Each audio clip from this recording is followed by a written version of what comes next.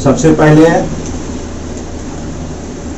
जब एपी की बात होगी तो सब आज एपी में आते हैं। एपी का मतलब क्या हो गया? समानांतर श्रेणी। और बार बार एक आग्रह है कि आप इस YouTube चैनल को क्या कीजिए, सब्सक्राइब कर लीजिए, ताकि जो कुछ भी इस पे डाला जाएगा आपको अगर ससमय इंफॉर्मेशन चाहिए तो आप उसका एक बेल आइकॉन आता है उसको भी दबा दीजिएगा। और अगर अच्छा लगे और यहाँ तक कि अगर आपको बुरा भी लगता है तो आप कमेंट उस पर कीजिए। तो चलिए आज हम आपको लिए चलते हैं, एपी का सैर करवाते हैं। ये समानांतर श्रेणी यानी अर्थमेटिक प्रोग्रेशन है क्या? तो जब भी हम किसी सीरीज में, जब भी कोई एक श्रृंखला, चाहे वो अंकों की श्रृंखला हो चाहे किसी चीज की भी श्रृंखला हो, जब हम उसकी बात करते हैं तो उसमें क्या होता है, एक निश्चित संबंध, एक रिलेशन हमको मिलता है, एक कांस्टेंट टर्म मिलता है, तब हम कहते हैं कि वो मामला क्या है, एपी में है। जैसे आप एक सीरीज की को देखें थोड़ा सा यहाँ पे, अभी देखिए ये है 2 है, 4 है, 6 है, 8 है एंड सो ऑन। इस तरह से एक लंबी श्रृंखला जा रही है। इसको आप लिमिट भी कर सकते हैं, इसको आप इनफिनाइट भी रख सकते हैं। तो देखिए जरा सा, क्या ये 4 अंक जो आपको यहाँ पे आ रहा है, क्या इसमें कोई ऐसा संबंध आपको दिख रहा है? आइए इस पे जरा सा हम लोग बात करते हैं। आप देखिए तो जरा सा हर एक टर्म में कितना का डिफरेंस है, कितना का डिफरेंस है? 2-2 का डिफरेंस चल रहा है, इस तरह से कंटिन्यू है। तो जब इन दोनों के बीच में एक कांस्टेंट डिफरेंस हो, दैट मींस अगर जब भी हम बात करेंगे तो दोनों का डिफरेंस, सबका डिफरेंस कितना आ रहा है? 2-2-2। इस तरह से ये सीरीज आगे बढ़ रहा है, तो यह एक समानांतर श्रेणी है। तब ये क्या है? एक समानांतर श्रेणी है। ये बढ़ते हुए क्रम में भी हो सकता है, घटते हुए क्रम में।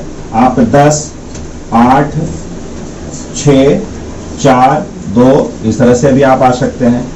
लेकिन इसमें क्या होगा, हमेशा एक कांस्टेंट टर्म होगा, हमेशा दोनों के सभी पदों के बीच में एक फिक्स डिफरेंस होगा, कांस्टेंट होगा। तब आप कह सकते हैं कि कोई भी सीरीज क्या है, एपी में।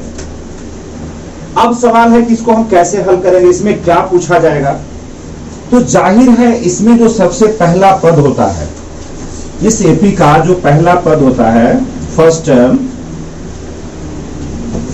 इसका पहला पद क्या होता है जी? ए। इसके बाद जो भी टर्म्स आएंगे उसको आप तब जाके आप A2, A1 इसमें नहीं कर सकते हम लोग। A2, A3, A4 and so on.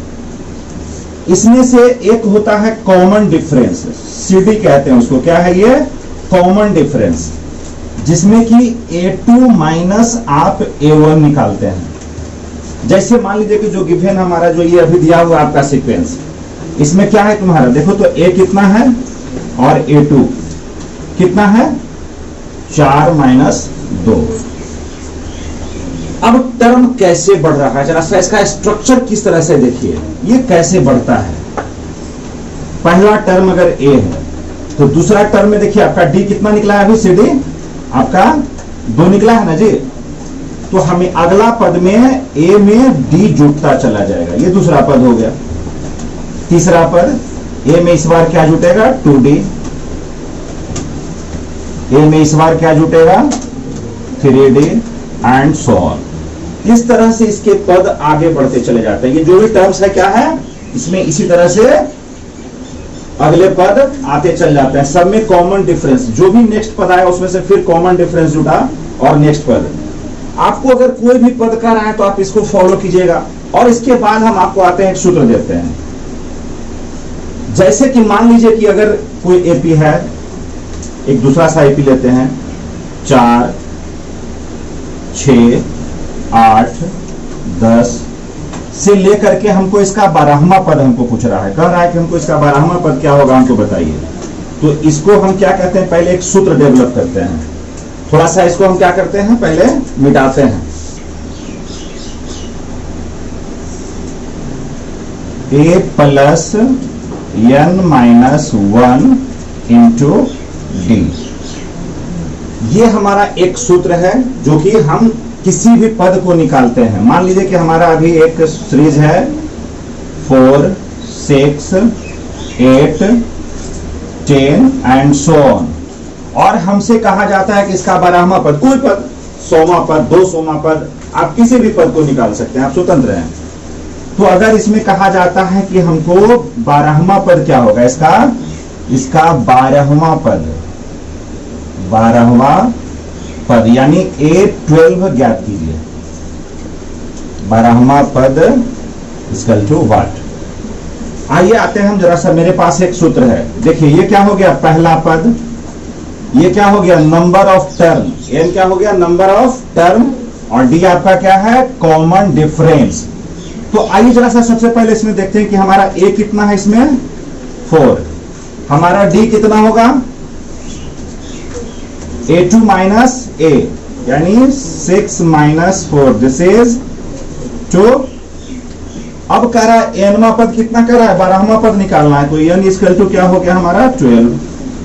आ जाइए हम निकालते हैं A12 इक्वल टू a कितना है a जी, 4 प्लस n कितना है जी 12 माइनस 1 इंटू d कितना है जी 2।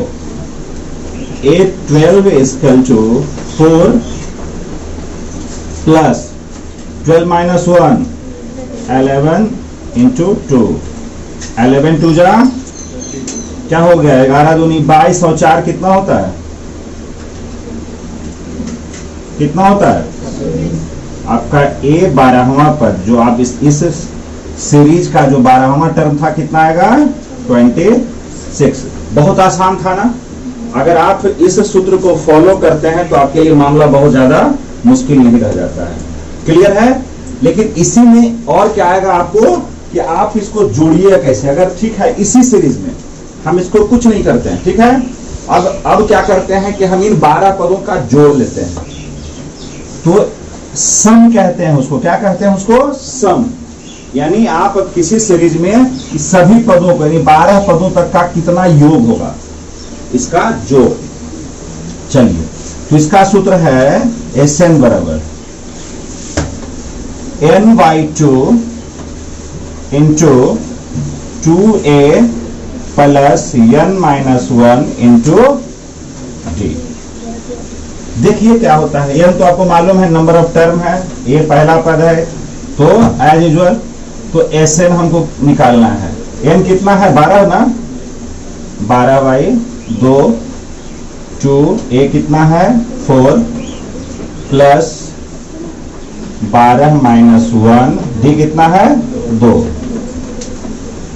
6 दूना 12, 6 और क्या हो गया आपका 4 दूना 8 प्लस 12 में गया 11 दूना 22, 22 8 30, 6 और ये आपका हो गया 30, 180।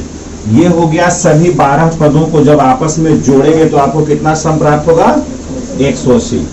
इन्हीं दोनों सूत्रों पर ये आपका n वां पद ज्ञात करने का सूत्र हो गया और ये सभी पदों का योग का एक सूत्र हो गया।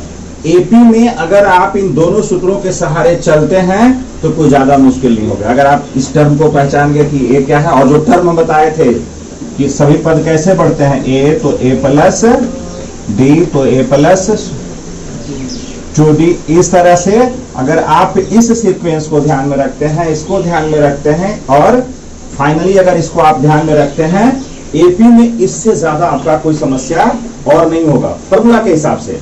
अब देखिए गणित इसमें अगर जो भी एक्सरसाइज में आएंगे तो हूबहू यही तो नहीं आएगा, बस एक क्वेश्चन यही तो नहीं आएगा, इसमें बहुत सारे सवाल होंगे, थोड़ा सा ट्विस्ट किया हुआ होगा, लेकिन आपको क्या करना है उसको एक सीरीज में कन्वर्ट करना है और जब सीरीज में कन्वर्ट हो गया तो फिर बाकी आपको फॉर्मूला पर इसको बैठा देना है और हल हो जाएगा।